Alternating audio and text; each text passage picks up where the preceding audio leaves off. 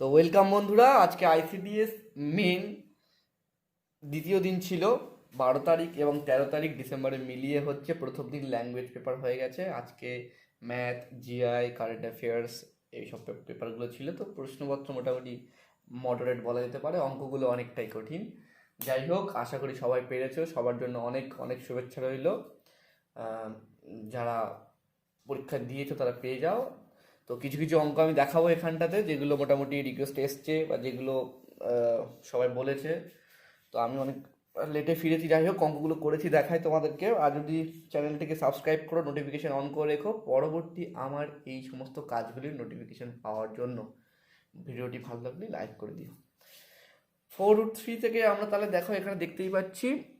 আমরা এখানটাতে আশা করি এই লাইনটাতে যদি আমি ভেঙে বলে দিই, √48টাকে আমরা 4√3 বলতে পারি। কেমনভাবে? তাহলে এই যে যারা করণী জানো না, আশা করি সবাই জানো এখানে, তাই ডিটেলসে বলবো না, এমনি অনেক বড় অঙ্ক বলতে সময় লাগবে। √48 সমান 4√3, এটাকে আমরা স্কোয়ার করলে কী পাবো? স্কোয়ার করলে 4, তাহলে 4 স্কোয়ার 16, আর √3 গুণ করলে একটা 3 আসবে 16, তাহলে 48। তাই আমরা 48টাকে এরকমভাবে লিখতে পারি।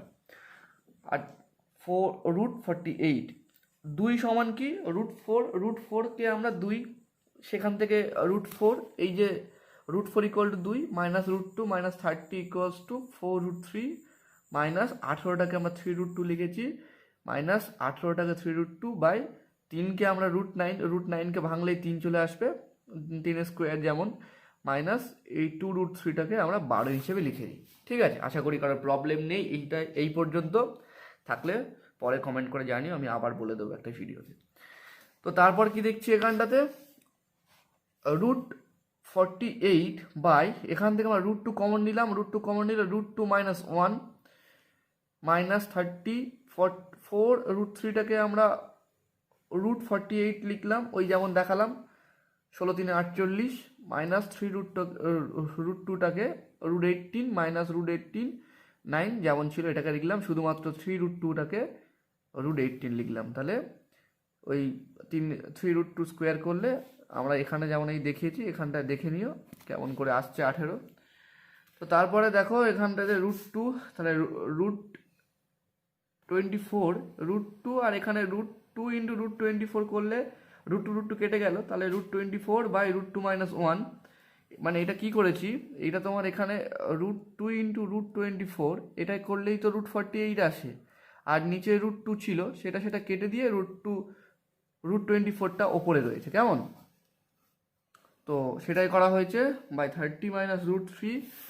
এদিকে তোমরা মোটামুটি √3 যদি কমন নিই, √16 মাইনাস √6 মাইনাস, এখানে আমরা কি করছি, √18টাকে ভেঙে দিচ্ছি, √6 × √3 বাই √9 এবং √12 মধ্যে √3 কমন যাচ্ছে, তাহলে √3 মাইনাস √4। চলে আসো নেক্সট স্টেজে। তাহলে 2√6 মানেই তো 24, 2√6 মানেই তো 24, মানে যদি আমরা 2√6 স্কোয়ার করি তাহলে কি হবে, 4 × 6 বেরোবে, তাহলে 24 হচ্ছে।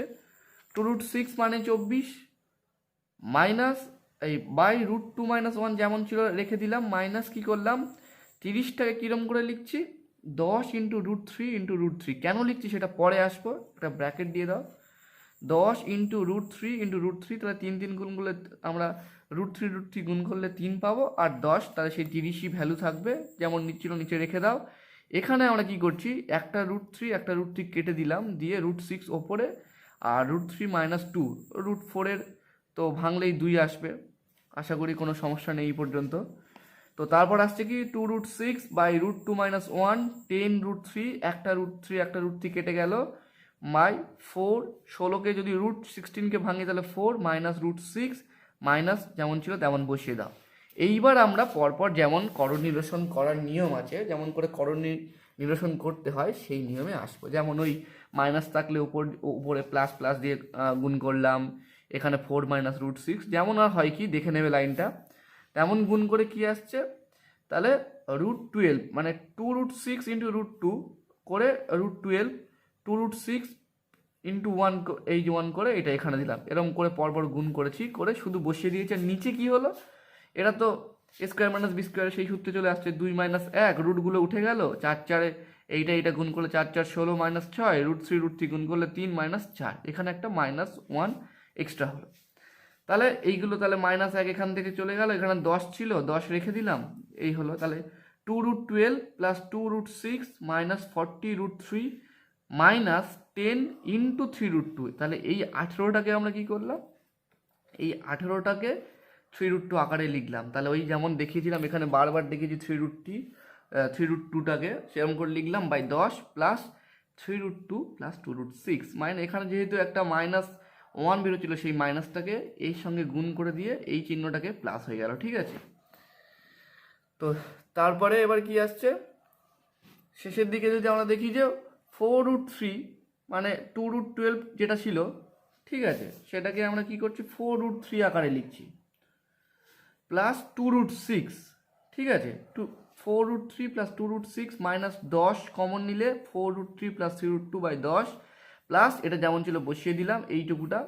এইবার 4√3 প্লাস 2√6, এখানে কিন্তু এই 4√3টা করা যাতে এই কাটাকাটিটুকু করতে পারি আমরা, যেমন ছিল এখানটাতে বসিয়ে দাও, চিহ্নগুলো একটু খেয়াল রাখো, এই যে মাইনাস ছিল যেমন ছিল বসিয়ে দাও।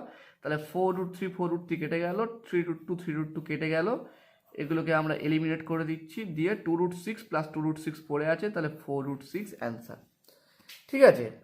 তো মোটামুটি এইটা স্টেজ। তো 4√6 প্রথম যে প্রশ্নটা ছিল, এই 4√6 তার অ্যান্সার।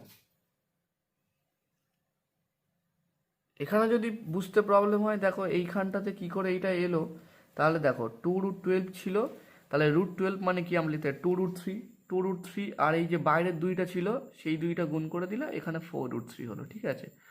যেমনটা স্কোয়ার করলে তোমরা 4 × 3 মিলিয়ে 12 হবে। তো আশা করি কোনো প্রবলেম হবে না এই পর্যন্ত। তো এই অঙ্কটার 4√6 যাদের অ্যান্সার এসছে তাদের ঠিক আছে। তো নেক্সট অঙ্ক ছিল, দেখো ইফ এক্স এর একটা ভ্যালু দেওয়া আছে এবং ওয়াই এর একটা ভ্যালু দেওয়া ছিল, তারপর বলেছে কি x² plus 4xy plus y² by x plus y এর ভ্যালু কত হবে। সো অঙ্কটা তোমরা সবাই দেখেছো।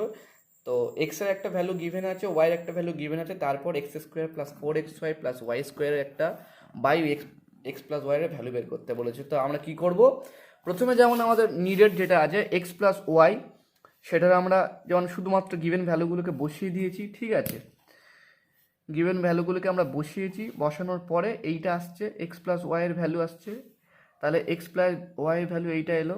নেক্সট কী করছি, আমরা সেটাকে স্কোয়ার করে দিচ্ছি, যে ভ্যালুটা এসছে 2 প্লাস 2√2 স্কোয়ার করে দিলে এটাকে এটাকে বি ধরে নিলাম, ঠিক আছে, ধরে নিয়ে আমরা স্কোয়ার করে দিলে তাহলে 4 plus 2ab plus B square, তাহলে 4 প্লাস 8√2 প্লাস 8 12 প্লাস 8√2। নেক্সট কী আসছে, আমরা এক্স ওয়াই বের করে নেবো। এখানে যেহেতু এক্স ওয়াইয়ের একটা ডিমান্ড আছে, তাহলে এক্স ওয়াই কী করে বের করছি, এক্সের ভ্যালু ওয়াইয়ের ভ্যালু বসিয়ে দিলাম, দিয়ে এই জিনিসটাকে এ ধরে নিচ্ছি এবং এই জিনিসটাকে বি ধরে নিচ্ছি, তাহলে এ স্কোয়ার মাইনাস বি স্কোয়ার, ঠিক আছে।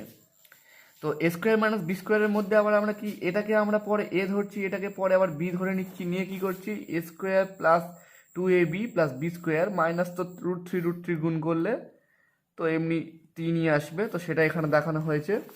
তারপর কত কি আসছে 3 প্লাস 2√2 মাইনাস 3, তাহলে 2√2 এক্স ওয়াইয়ের ভ্যালু তাহলে কত হলো 2√2, এখানটাতে এক্স ওয়াইয়ের ভ্যালু বেরোলো 2√2। এইবার আমরা দেখবো গিভেন যেটা দেওয়া ছিল, যার ভ্যালুটা বের করতে বলেছে x² plus 4xy plus y² by x plus Y, ওর ভ্যালুটা কী করে আসছে, তাহলে এইটা মানে কি লিখতে পারি, তাহলে x² plus 2xy plus y² plus 2xy by x plus y, এটাকে আমরা ভেঙে লিখতে পারি। সেইটাকে আমরা কি করব, সূত্র আনার জন্য এটাকে একটা ব্র্যাকেট মেরে দাও, দিলে কি হচ্ছে x² plus 2ab plus B square, এটাকে বাদ দাও এখানে, তাহলে a² plus 2b plus B square মানে কি a প্লাস বির হোল স্কোয়ার, এই প্লাস 2xyটাকে বসিয়ে দাও বাই এক্স প্লাস ওয়াই।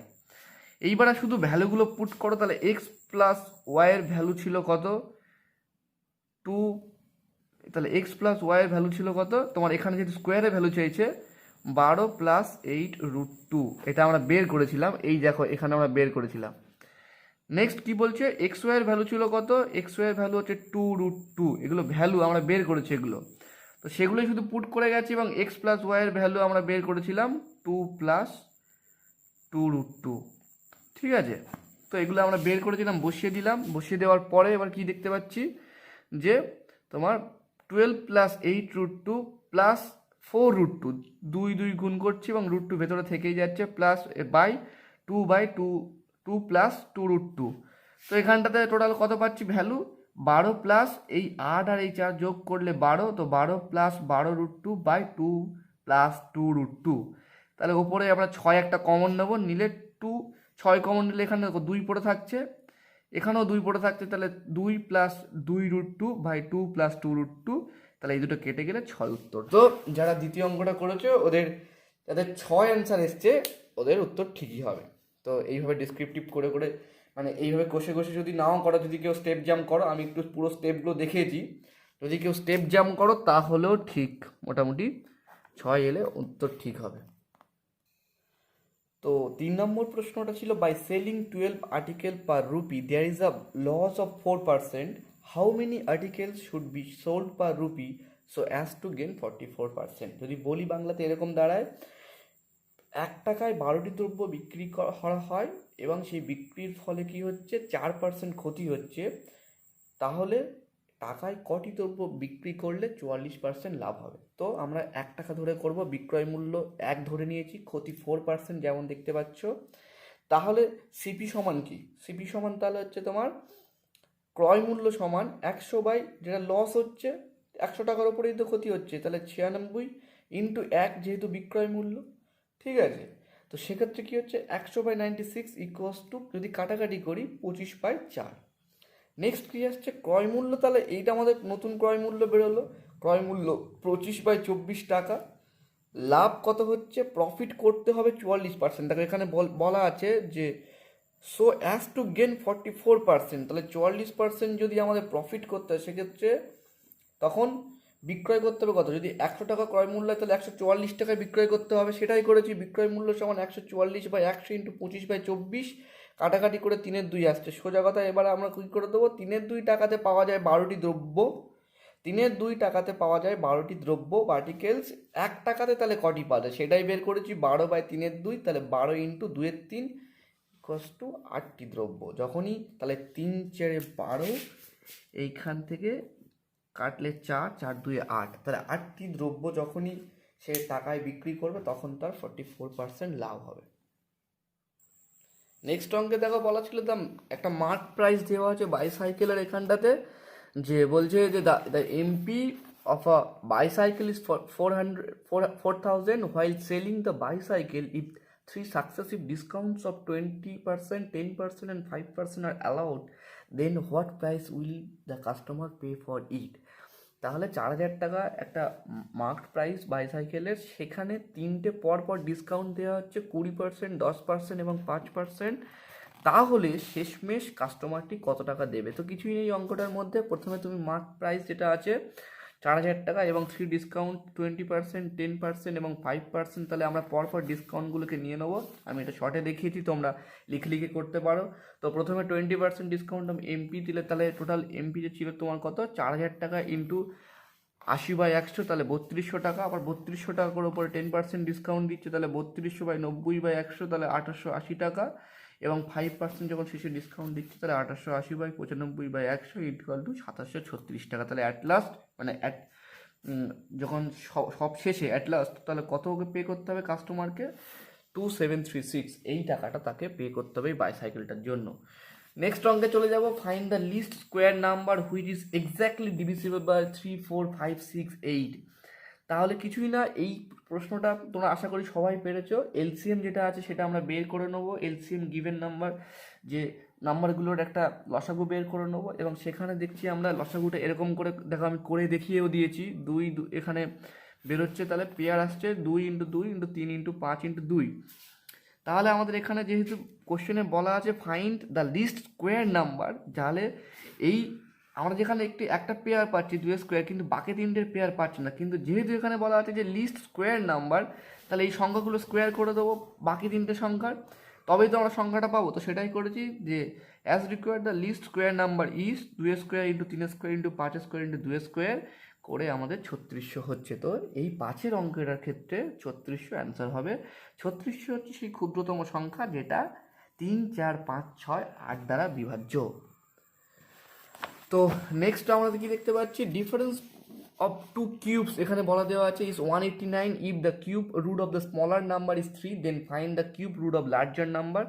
তো আমরা অ্যাজ গিভেন উই অ্যাজিউম কি করেছি, A cube minus B cube equal to 189, যেহেতু এখানে বলেছে difference of two perfect cubes, তাহলে A cube minus B cube equal to 189 তোমরা দেখতেই পাচ্ছ, এখানে বি গিভেন 3, তাহলে এ কিউব মাইনাস 3-এর কিউব ইকুয়ালস টু 189। যেহেতু আমরা বিটাকে গিভেন বলা ভুল, বিটাকে আমরা এখানে কি ধরে নিচ্ছি, এখানে আমরা মানে ছোট সংখ্যা হিসেবে ধরে নিচ্ছি, ঠিক আছে।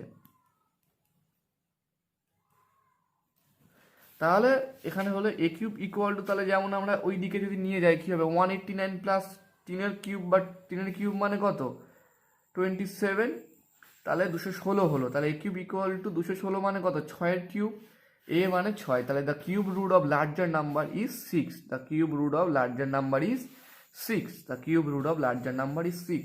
খুবই সোজা অঙ্ক। নেক্সট অঙ্ক যেটা বলছি, principal equal to 1 lakh, rate of interest 10%, compound half yearly, find the interest for 6 months and amount after 6 months।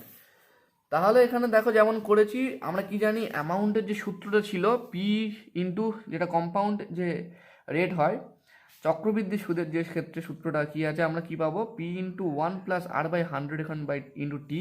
এখানে যেহেতু বলেছে কি, যে বলেছে rate of interest 10%, compound half yearly, দেখো হাফ ইয়ারলি বলা আছে। এবারে তাহলে এখানে যেহেতু 6 মান্থ বা হাফ ইয়ারলি বলেছে, তাই এখানে আর ইকুয়ালস টু কী হবে, আর বাই 2 করে নেবে এবং টি সেখানে 1 হয়ে যাবে। অ্যামাউন্ট এখানে কী তাহলে করছি, P into 1 plus r by 2 by 100, তাহলে হলে টাইমের জায়গায় 1 বসিয়ে দিচ্ছি। তাহলে পি এখানে 1 lakh, 1 by 10 plus 10 by 2, 2 by 200, তো 2 দিয়ে কাটলে 5, সেখানে 1 লাখ ইন্টু 21, যেহেতু এখানে দেখিয়ে দিয়েছি লসাগুটা 100, ওখানে উপরে 5 ছিল নিচে 100 ছিল, তো সেক্ষেত্রে 105 বাই 100 সেটা কাটাকাটি করলে 5 দিয়ে, তো 21 বাই 20, তো 21 বাই 20 এটা কাটলে এইটা হচ্ছে অ্যামাউন্ট। এটা একটা অ্যান্সার এলো যে কত অ্যামাউন্ট, এবং যে ইন্টারেস্ট এটা আছে বলেছে যে 6 বছর পরে কত, 6 মাস পরে, সরি 6 মাস পরে কত ইন্টারেস্ট হবে। তো সেক্ষেত্রে তোমার এই 10 তোমার প্রায় 1,05,000 মাইনাস যদি আমরা 1 লাখ করি, মানে যদি আমরা বাদ দিই, তাহলে আমরা কি করব, 5,000 টাকা যেটা হচ্ছে এটা আমরা ইন্টারেস্ট পেয়ে যাব। তাহলে ওদের এই 6 মাসে এই 1 লক্ষ টাকার যে ছিল তার উপরে 5,000 টাকা ইন্টারেস্ট পেয়েছে, ঠিক আছে।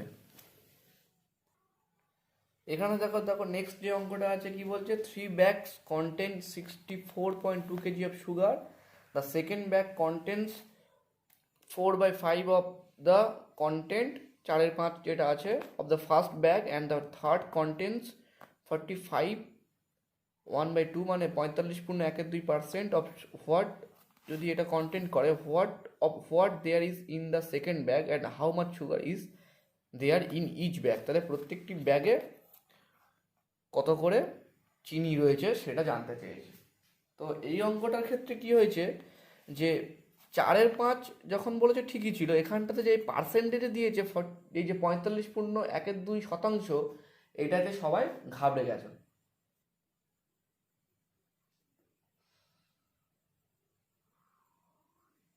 এইবার কি করতে হবে, তাহলে আমরা কি ধরে নেব, let the first bag contain x KG of sugar. দেখো যেমনটা করেছি, তাহলে যদি প্রথম ব্যাগে x কেজি অফ সুগার থাকে, তাহলে সেকেন্ড ব্যাগে এখানে কি বলেছে 4/5, এখানে second bag content 4/5 of the content of first, তাহলে দ্বিতীয় ব্যাগে প্রথম ব্যাগের তুলনায়, মানে প্রথম ব্যাগে 4/5 অংশ সুগার রয়েছে, তাহলে সেটা 4x/5, এবং তৃতীয় ব্যাগে কি হয়েছে 45.12%, তাহলে 4x/5 ইন্টু 45.12/100 কেজি, তাহলে 45.12 মানে কি 91/2, তো সেটাকে আমরা দেখো পরের স্টেজে করেছি 4x/5 ইন্টু 91/200 কেজি, এটা ধরো যদি আমরা সিম্পলিফিকেশন করি তাহলে 364x/1000 হচ্ছে, ঠিক আছে। তো এবার আমরা কি করেছি, যেমন আমাদের গিভেন দেওয়াই আছে যে 3টে ব্যাগ মিলিয়ে 64.2 কেজি ছিল, তাহলে 3টে ব্যাগ আমরা পরপর যেমন একটা শর্ট তৈরি করেছি, তো x plus 4x/5 plus 364x/1000 equal to কত 64.2। পরের স্টেজে কী করেছি, এলসিএম করেছি এদিকে এবং এই দশমিকটা তুলে 10 নিয়ে এসেছি, একটা যেহেতু এক ঘর আগে দশমিক ছিল। এইটা করলে 2164x ইকুয়ালস 642 ইন্টু 100। 100টা কী করে আসছে, এই শূন্যটা আর একটা এই শূন্য বাদ যাচ্ছে, ঠিক আছে। তাহলে আমরা এটা দেখবে করে তোমাদের 29.67, এটা 667 এরকম একটা আসবে অ্যাপ্রক্স, কিন্তু তোমাদের এটা ধরে নিতে হবে 29.67। এটা মোটামুটি এক্স এর ভ্যালু। এক্স তাহলে কী ধরেছিলাম, দেখো the first bag content x KG of sugar. তাহলে প্রথম ব্যাগে কত কিলো আছে, তাহলে 29.67 কেজি অফ সুগার প্রথম ব্যাগে আছে। দ্বিতীয় ব্যাগে কত, তাহলে দ্বিতীয় ব্যাগে প্রথম ব্যাগের তুলনায় 4x/5, তাহলে 4x/5 করলে দেখবে 23.64 কেজি হবে। এবং তৃতীয় ব্যাগে কত হবে তোমার, তাহলে এই দেখবে ওইটা মাল্টিপ্লিকেশন যেটা আছে তোমার সিম্পলিফিকেশন করলে দেখবে 10.80 কেজি অফ সুগার, এটাই হবে। তো যাদের এরকম এসছে তাদের মোটামুটি ঠিকই রয়েছে, ঠিকই রয়েছে।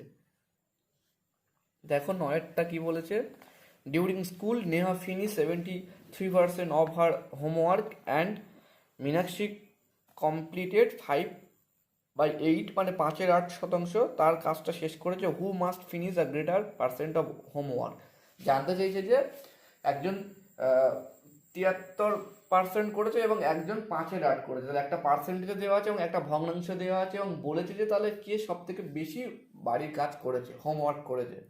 তো as given Neha completed 73%, whereas Meenakshi completed 5/8। তাহলে আমরা 5/8টাকে এবার আমরা কী করব, পার্সেন্টেজে নিয়ে যাব। তো প্রত্যেকেই পারি কী করে পার্সেন্টেজ নিয়ে যায়। তাহলে percentage of work done by Meenakshi equals to কি 5/8 ইন্টু 100, এইটা করলে আসছে 62.5। তাহলে একদিকে দেখো নেহা করছে 73%, অন্যদিকে দেখো মীনাক্ষী করছে 62.5%। তাহলে কোনটা বড়, অবশ্যই 73% বড়। তাহলে সেখানে নেহা গ্রেটার দ্যান মীনাক্ষী, তাহলে কি Neha completed greater percentage of work, তাই তো। এবং দেখো আশা করি বুঝতে পেরেছো, লাস্ট যেটা আছে আজকের লাস্ট 10টা, মানে প্রথম 10টা করিয়ে দিচ্ছি। এখানে টোটাল 20টা অঙ্ক ছিল, সেখানে করতে হচ্ছিল 16টা। তো আমি 10টাই সলভ করে দিচ্ছি এবং কালকের মধ্যে বা নেক্সট ভিডিওতে আমি যখন দেব, নেক্সট দিন পরবর্তী 10টা অঙ্ক করিয়ে দেব। তো নেক্সট কী প্রশ্ন বলেছিল, একটা পরিমিতি বলা যায় বা এরকম একটা অঙ্ক দিয়েছিল, ঠিক পরিমিতি না, এরিয়ার একটা অঙ্ক। মধুস room measure 6 metre into 3 metre. দেখো একটা রুমের ডাইমেনশন দেওয়া আছে 6 ইন্টু 3, সেটা মিটারে বলা আছে। হার কার্পেট, তা সেই রুমের, ধরো প্রত্যেকে আমরা রুমে কার্পেট বিছাই, তো সেই রুমের কার্পেটটার কত দেওয়া আছে 8 মিটার স্কোয়ার। মিটার স্কোয়ার মানে কি আছে, ক্ষেত্রফল দেওয়া আছে, তাই তো। ক্ষেত্রফল ইন্টু দৈর্ঘ্য ইন্টু প্রস্থ, আর আমরা জানি যে মিটার স্কোয়ার হয়। তাহলে 8 মিটার স্কোয়ার সেই কার্পেটটার ক্ষেত্রফলটা দেওয়া আছে, বা সেই কার্পেটটা 8 মিটার স্কোয়ার জায়গা কভার করছে। What percentage of floor is covered by the carpet. তাহলে পুরো যে ফ্লোরটা আছে এই 8 মিটার স্কোয়ার যে কার্পেট, সেটা কত শতাংশ, ফ্লোরের কত শতাংশ কভার করবে, সেইটা এখানে জানতে চেয়েছে। তো আমরা একটা ছোটো মতো করে দেখো এঁকে নিয়ে যে একটা ফ্লোর এরকম হবে, তাই সেটা 6 মিটার আর এদিকে 3 মিটার। তাহলে রুম ডাইমেনশন ইজ গিভেন কত, 6 মিটার ইন্টু 3 মিটার। ক্ষেত্রফল, তাহলে এখানটা আমরা কী করবো, দৈর্ঘ্য, এটা আয়তকার ঘরটা দেখো, তো এখানে কী হবে, ক্ষেত্রফল ইন্টু ইকুয়ালস টু দৈর্ঘ্য ইন্টু প্রস্থ, 6 ইন্টু 3, তাহলে 8 metre square. 6 metre into 3 metre, তাহলে এটা হচ্ছে 18 মিটার স্কোয়ার। তাহলে কার্পেটের ক্ষেত্রফল কত দেওয়া আছে 8 মিটার স্কোয়ার। তাহলে রুমের ক্ষেত্রফল হচ্ছে কি 18 এবং কার্পেটের ক্ষেত্রফল হচ্ছে কি 8। তাহলে আমাদের percentage of floor covered by the carpet, সেটা যদি আমরা করি, percentage of floor covered by the carpet সেটা যদি করি, তাহলে কি হবে, percentage of floor covered by the carpet equals to 8/18 into 100। তাহলে সেখানে আমরা কি দেখতে পাবো, 8/18 ইন্টু 100 করলে, তাহলে কাটাকাটি করলে কত হচ্ছে, যদি আমরা 2 দিয়ে কাটি 4 আর এটার নিচে 9 ইন্টু 100, তাহলে এই 4 ইন্টু 100 400/9, তাহলে 44.44% কভার করবে। যদি আমরা 8 মিটার স্কোয়ার একটি কার্পেট দিয়ে কভার করতে চাই, তাহলে সেটা ফ্লোরের 44.44% কভার করবে। তো thanks for watching my video, এবং এটা যদি এই ভালো লেগে থাকে তাহলে লাইক করো, চ্যানেলটিকে সাবস্ক্রাইব করো, আর সাপোর্ট করো আর কি। ভালো থেকো সবাই, আর যেটা বরাবরই বলি, তো হাল ছেড়ো না বন্ধু, সবাই মিলে চেষ্টা করো, আশা করি প্রত্যেকে চাকরি পেয়ে যাবে। Thanks for watching my video.